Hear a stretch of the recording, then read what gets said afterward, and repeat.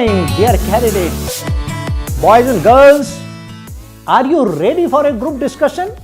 Yes, sir. Okay, today we are going to have a group discussion exactly the way it is held in the SSB. You are aware that GTO holds not one but two group discussions on the very first day. And mind you, why group discussion is so important? Can anybody tell me how many times we participate in a kind of group discussion during the SSB? It's 4 times. There is a group discussion 1, group discussion 2, and there is a group planning which involves a lot of group discussion 2. And of course, your stage 1. So you can imagine the importance of group discussion. And dear candidates, let me tell you, anywhere, whether you go for corporate or for any job these days, you'll find group discussion is part of the testing process. So remember, if you do well in this, your chances of getting through are far more and you can really create a good impression. So without coming under pressure, so here I am to conduct this group discussion. You are aware that we give 2 topics. The first one, of course, you'll have a choice. I'll be giving you 2 group discussions topics and you'll be choosing 1 out of that. In the second one, of course, you'll have no choice. You will be discussing on the topic which I will be giving you. Now, couple of things you should keep in mind. Let me tell you, it's a group discussion and not a debate. In my topics, you'll find some leads, some options. Minimum 3 leads will be there. And you got to pick up 1 and give your ideas on that. It is ideas which matter rather than just participation. But remember, at any one time, I would like only one person to speak. You should also listen to the others while giving your own ideas. Gentlemen, feel free. You can speak as many number of times as you want and you can say whatever you wish to say. There are no restrictions. Are you ready? Yes, sir. So the topic for the day is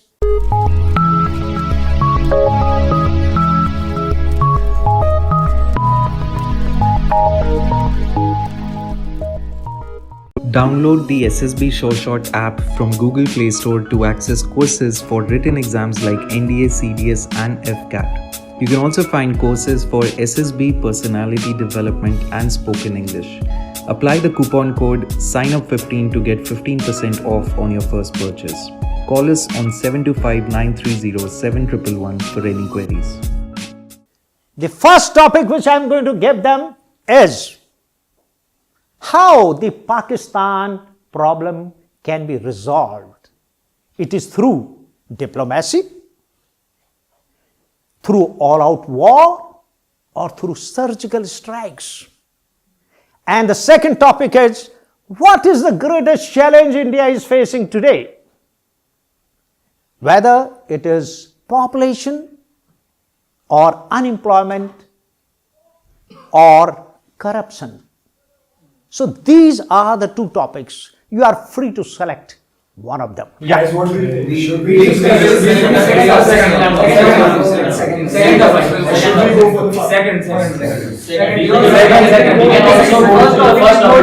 Okay, I can see very distinctly.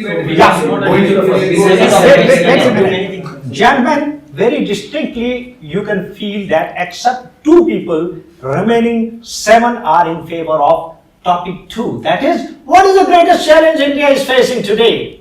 Whether it is the population, the unemployment or the corruption. So we go for that. Gentlemen, you can start. I think that corruption in India is the most challenging phase is the corruption. Because government initiated many policies for the unemployment, giving the employment to the people and population control. But it is not reachable to the person because of the corruptions.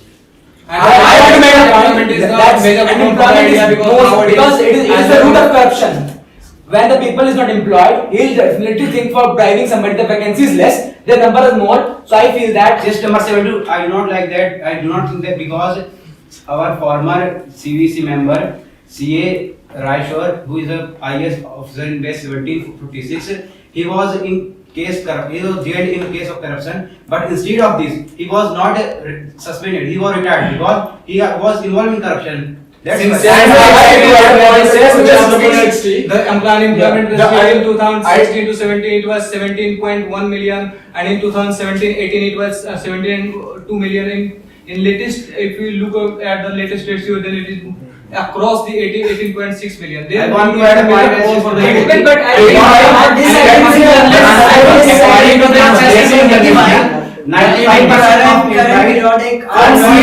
the 6.1%. I would like to tell you that with a quote I am just quoting that one, that राजनीति की खाट पर पड़ा है विकास, राजनीति की खाट पे पड़ा है विकास, बेरोजगारी खेल रहे हैं आजकल स्मार्टफोन पर ताश. So in this current era, where we are heading towards, does the country going to give employee? Is it worth it? Because India's second most challenge is unemployment. But I want to say that population is increasing day by day. We can't give anyone to employment. Adding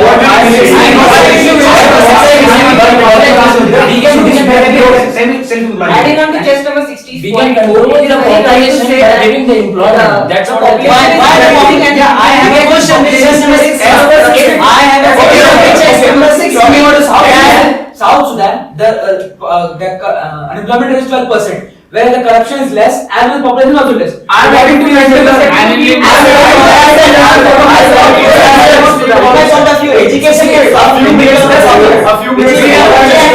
have a country in Japan. Listen. We have a country. We are here to discuss about the India. I agree with chest number 6. We are discussing about the India.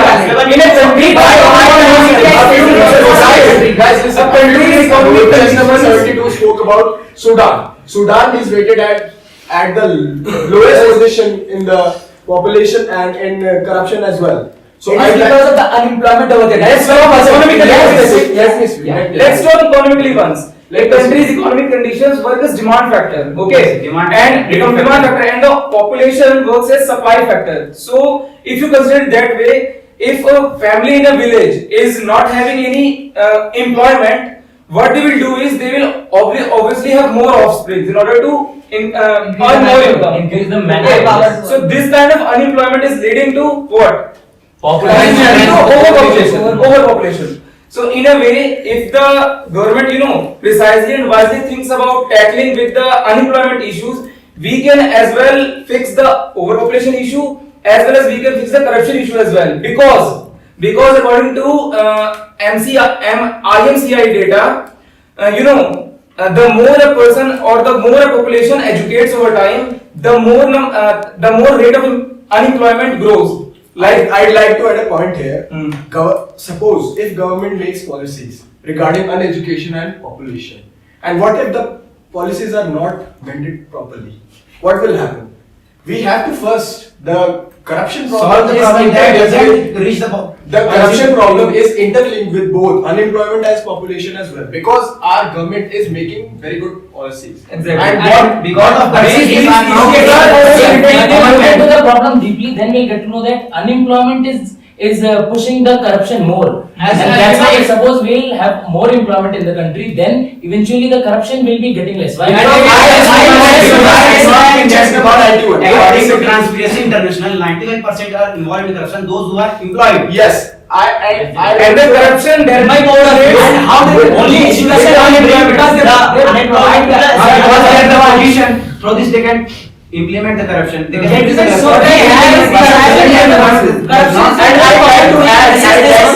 I would like to disagree with the chest number 60 that he is telling that the corruption will lead to the unemployability. No, in my opinion, no. We have to skill the laborers. We have to skill the manpower. And I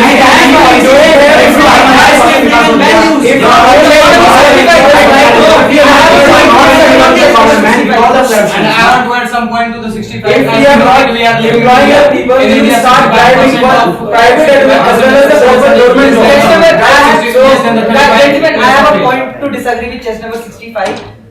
government launched schemes of providing employment to many people, but they were not reachable to that because of the corruption. And I because of corruption, like the jobs never reach to the people. So corruption is a main factor. Let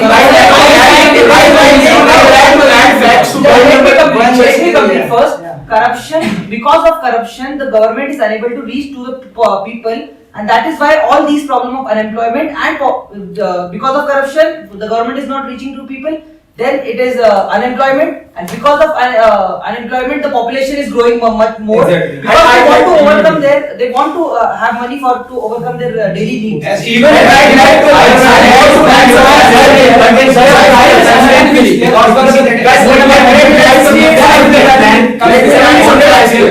add some facts here.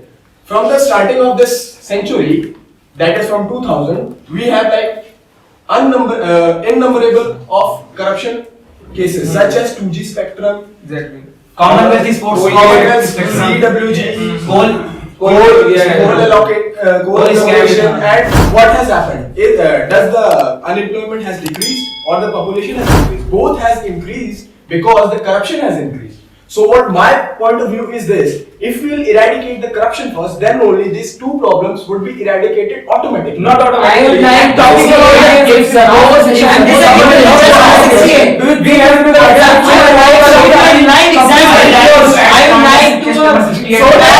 example that Rajouri to Puch, if army is going from Rajouri to Puch, it takes 3 days to cover 120 kilometers. But after implementation of the projects, after implementation of the infrastructure, employability, the militants will be killed. The militants will be zero.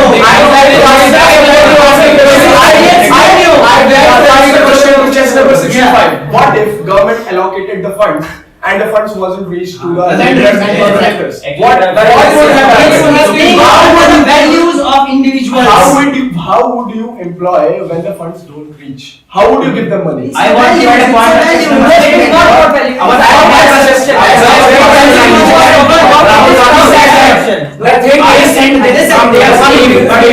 suppose somehow the government funds has reached there, we will not only remove the militants who are living there, we will able to stop the militants who will come up in the future. And we are so that corruption, not what we employment. No, but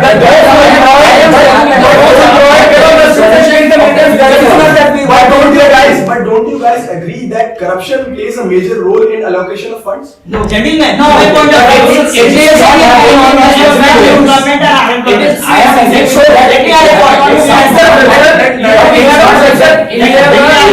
In Finland,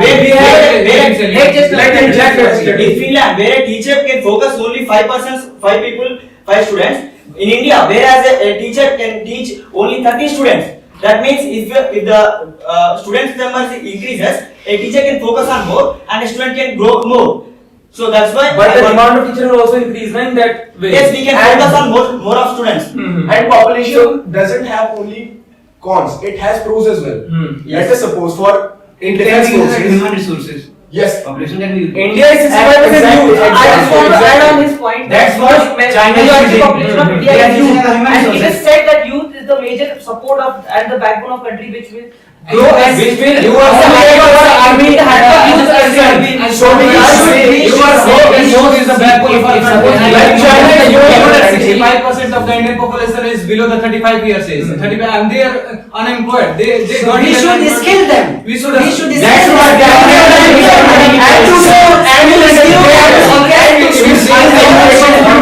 and to skill uneducated youth. A strong system without corruption. Yes, We are actually implemented without corruption. to implement Eventually, you are leading your point to the employment only. Why? Because if suppose the people are employed, then they will think better, and eventually, what will happen that they will. No limit. There's a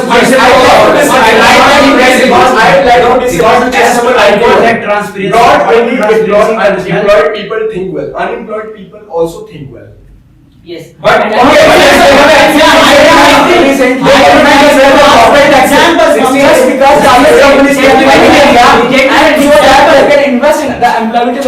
you justify your answer? 68? Yeah. Yes. Okay, gentlemen, that will be all. Good.